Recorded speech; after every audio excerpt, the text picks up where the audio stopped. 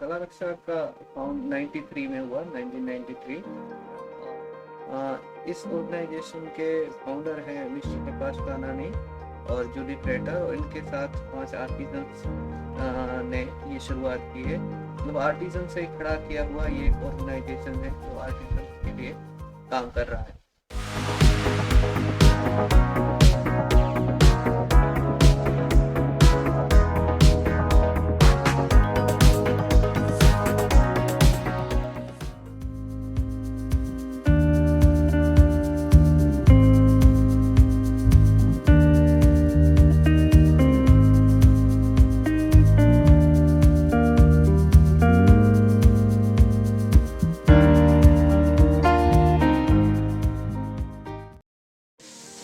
कला रक्षा का फाउंड 93 में हुआ, 1993। और तब से लेकर अब तक जो यहाँ की ट्रेडिशनल आर्ट है उसको प्रिजर्व करने का काम कर रहे हैं। तो इसके लिए हमने एक 93 में इनकम जनरेशन प्रोजेक्ट शुरू किया। इस ऑर्गेनाइजेशन के फाउंडर हैं मिस्टर प्रकाश कानानी और जूडी ट्रेटर, और इनके साथ 5 आर्टिजन्स ने ये शुरुआत की है। मतलब आर्टिजन से खड़ा किया हुआ ये एक ऑर्गेनाइजेशन है जो आर्टिजन के लिए काम कर रहा है। तो जब हमने शुरुआत की थी तो हमारा मकसद ये था कि जो यहाँ के ट्रेडिशनल आर्टिजन है उसकी आर्ट को किस तरह से बचाई जाए, उसको किस तरह से इनकम के साथ जोड़ा जाए। कैसे, क्योंकि मतलब अगर इनकम के साथ किसी चीज को हम जोड़ेंगे आर्ट को तो उसको हम सरवाइव कर पाएंगे, वरना फिर वो चीज सरवाइव नहीं हो पाएगी। मतलब चलेगी पर थोड़ा टाइम चलेगी, उसके बाद मतलब वो बंद हो जाएगी आर्ट। तो हमने इसको कंटिन्यू रखने के लिए कुछ प्रोडक्ट डेवलप किए जिसपे इन आर्टिजनों ने अपना आर्ट डाली उसमें, और इस प्रोडक्ट को अच्छा रिस्पॉन्स भी मिला मार्केट में। फिर धीरे धीरे हमने इसको आगे बढ़ाया। फिर ऐसा लगा आसपास के गांव में देखा कि वहां पर भी कुछ आर्टिजन हैं जिनके पास काफी अच्छी आर्ट है, और उन्हें अभी वो प्लेटफॉर्म नहीं मिला, वो रिकॉग्नाइजेशन नहीं मिला। तो ऐसे आर्टिजनों को हमने यहाँ और इस ऑर्गेनाइजेशन के साथ धीरे धीरे कनेक्ट करते गए। फिर उन्हें भी ये प्लेटफॉर्म देते गए कि अपनी आर्ट को प्रेजेंट कर सके, उसको प्रिजर्व रख सके और उसके जरिए एक इनकम जनरेट कर सके। धीरे धीरे ये बढ़ते बढ़ते मतलब 100 हुए, 200 हुए, 500 हुए। आज जो हमारी स्ट्रेंथ 1000 से ज्यादा महिलाओं की है जो इस ऑर्गेनाइजेशन के साथ जुड़ी हुई है। इसमें से अलग अलग कम्युनिटी से ये आर्टिजन आ रहे हैं और अलग अलग तरह की एम्ब्रॉयडरी आर्ट यहाँ पर कर रहे हैं। आज हमारे प्रोडक्ट यहाँ एक गांव से शुरू करके बाहर वर्ल्ड वाइड तक हमारे प्रोडक्ट जा रहे हैं। अभी भी आ रही हैं मुश्किलें, पहले भी आती थी, क्योंकि जब हमने शुरुआत की थी हमारे पास सिर्फ 40,000 थे।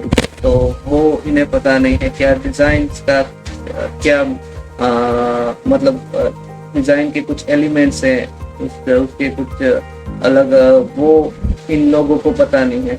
वो उनकी आर्ट उन्हें पता है, पर उस आर्ट को अभी के टाइम में किस तरह से प्रेजेंट करना वो चीजें इन्हें मालूम है। और इनके पास इतनी क्वालिफिकेशन भी नहीं है कि वो कहीं बाहर इंस्टीट्यूट में जाके या कुछ डिजाइन कॉलेज में जाके पढ़ सके, और फाइनेंशियल भी इतने स्ट्रॉन्ग नहीं है। तो ऐसे आर्टिजनों की ये हमें एक सबसे पहली डिफिकल्टीज आई। तो इसके लिए हमने एक यहाँ लोकली ऐसी डिजाइन स्कूल स्टार्ट की 2005 में, जहाँ पर हमने ऐसे आर्टिजनों को डिजाइन का एजुकेशन देना शुरू किया, जिससे वो मार्केट के हिसाब से खुद की स्किल को डेवलप कर सके और उसके हिसाब से एक प्रोडक्ट नया बना सके और नीड मार्केट की जो है उसको पूरी कर सके। तो ये हमने 2005 से स्टार्ट किया, जो अभी तक चलता आ रहा है। और दूसरे भी ऐसे हैं कि मतलब जैसे अभी के फेस में है, तो अभी ऐसी प्रॉब्लम आ रही है कि जो न्यू जनरेशन है वो अभी इतना इन्वॉल्व नहीं हो रही है। उसका मतलब मेन रीजन ये है कि एक तो जो एम्ब्रॉयडरी है वो हम बल्क में नहीं कर सकते, वो काफी टाइम कंज्यूमिंग है। तो टाइम कंज्यूमिंग है तो उसकी कॉस्ट बढ़ जाती है। कॉस्ट बढ़ने की वजह से आपको इतने बायर्स नहीं मिल रहे हैं, तो ये प्रॉब्लम आ रही है। तो मतलब अभी एम्ब्रॉयडरी आर्टिजन है वो मतलब करीबन 8 घंटा काम करता है, तो उसको 400-500 मैक्सिमम मिलता है। तो मतलब न्यू जनरेशन ये नहीं देखेगी कि मैं मुझे सिर्फ यही मिले, मैं और एजुकेशन लूँ, दूसरा कहीं पर जाऊँ, दूसरे फील्ड चूज करूँ। तो जो आर्टिजन की है वो भी नया सोच रही है, तो वो आर्ट पे नहीं आ रही है। तो हमारे सामने ये सबसे बड़ा एक प्रॉब्लम है कि जो न्यू जनरेशन अगर नहीं आएगी तो हम आगे किस तरह से इसको बढ़ाएंगे। तो इसके लिए भी हम कुछ नए नए प्रोग्राम्स कर रहे हैं, जिससे इसको और रिकॉग्नाइजेशन मिले, अवेयरनेस मिले, तो जिसको बायर्स अच्छे मिले। मतलब जैसे कि ई कॉमर्स है, इसके जरिए मतलब आज 100 लोगों को जो पता चल रहा है उसके बदले 1000 लोगों को पता चलेगा कि क्या आर्ट हो रही है, इसका मकसद क्या है, किस तरह से काम करते हैं, इसकी वैल्यू क्या है। तो न्यू जनरेशन अगर उसको ज्यादा बेनिफिट मिलेगा तो न्यू जनरेशन भी इसमें इन्वॉल्व होगी। ये हर साल हमें प्रॉब्लम फेस करते हैं कि मतलब ये अभी यहाँ पर क्या है कच्छ में कि ये एक सीजनेबल हो गया है। यहाँ पर जो रिटेल सेलर है यहाँ पर, उसमें क्या होता है कि लोग यहाँ पर एक सीजन टाइम में आते हैं, जैसे विंटर में लोग आते हैं यहाँ पर, आपका सेल होता है, उसके बाद यहाँ पर लोग नहीं आते हैं। तो तब आपको फोकस सिर्फ करना रहेगा एग्जीबिशन से या फिर प्रोडक्ट सेल पे। हमारा ये है कि यहाँ पर जो भी आए आर्टिजन्स आए, गांव के बीच में रहे हैं सभी गांव के, तो हमारा मेन ये है कि हम अगर आर्टिजन्स के बीच में रहेंगे तो उन्हें ही अच्छा फील होगा कि हमारे बीच में है। और दूसरा कि यहाँ पर हमें जो म्यूजियम है या फिर रिसर्च सेंटर है वो इसीलिए रखा हुआ है कि मतलब जो भी लोग आए उन्हें इसकी इंफॉर्मेशन मिले, क्योंकि हैंडीक्राफ्ट चीज ऐसी है कि अगर उसको आपने बैकग्राउंड क्या है, उसका हिस्ट्री है, उसको आपको पता नहीं है तो फिर उसका वैल्यू नहीं है जब तक वो मालूम नहीं होगा। हमारा भी मेन उद्देश्य यहाँ यही रहता है कि जो भी यहाँ पर आए उन्हें पहले तो उसका इंफॉर्मेशन दो कि मतलब क्या चीज हम कर रहे हैं, क्या आर्टिजन बना रहा है, क्या आर्ट बना रहा है, किस तरह से बना रहा है, क्या उसकी डिफिकल्टीज है, किस तरह से प्रोडक्ट्स बन रहे हैं, पूरा जो साइकिल है मतलब रॉ मटेरियल से लेकर एक फिनिश प्रोडक्ट तक और मार्केट तक, तो वो सारी चीजें इंफॉर्मेशन देनी पड़ेगी उसको, तभी उसका उस प्रोडक्ट का वैल्यू मिलेगा कि हाँ नहीं ये ऑथेंटिकेट चीज है, इसका जो प्राइस है वो भी ऑथेंटिकेट है।